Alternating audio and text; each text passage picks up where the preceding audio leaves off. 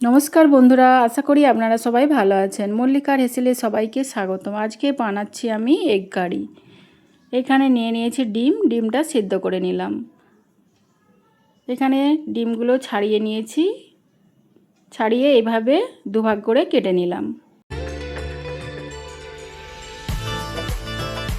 এখানে নিয়ে নিয়েছি পেঁয়াজ, রসুন আর আদা। এখানে ডিমগুলোতে লবণ আর হলুদের গুঁড়ো মাখিয়ে নিলাম।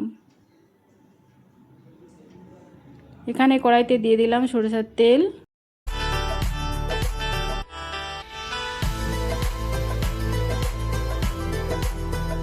এবারে ডিমগুলো কুসুমের দিকটা উল্টে ভেজে নিলাম।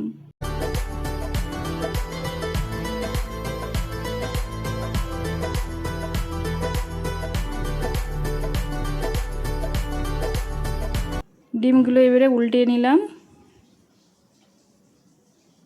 এইভাবে লাল লাল করে ভাজা ভাজা হয়ে গেলে ডিমগুলো তুলে নিলাম।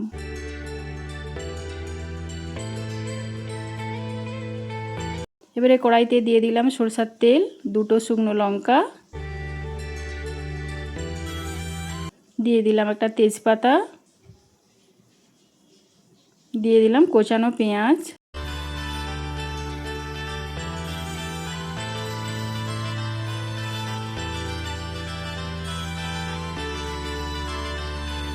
পেঁয়াজটাকে এইভাবে লাল লাল করে ভেজে নিতে হবে। এবারে দিয়ে দিলাম 1 চামচ রসুন বাটা,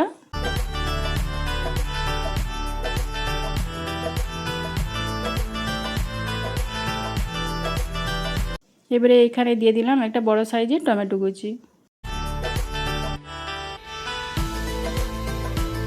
দিয়ে ভালো করে ঢেকে রেখে দিলাম। এবারে টমেটোটা এখানে গলে এসেছে।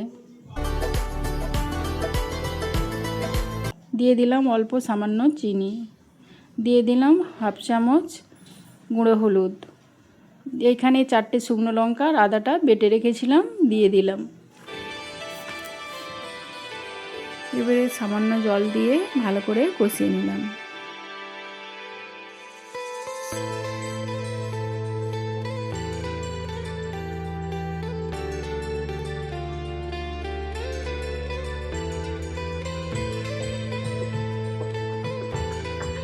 এবারে কষানো হয়ে গেলে তাতে দিয়ে দিয়েছি 1/2 বাটি ঝোলটা ফুটে আসলে তাতে দিয়ে দিলাম ভেজে রাখা ডিম।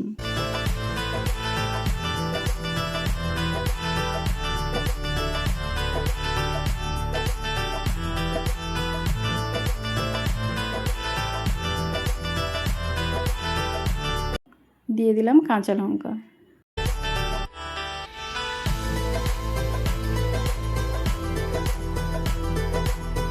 দিয়ে এইভাবে কিছুক্ষণ ঢেকে রান্না করে নিতে হবে।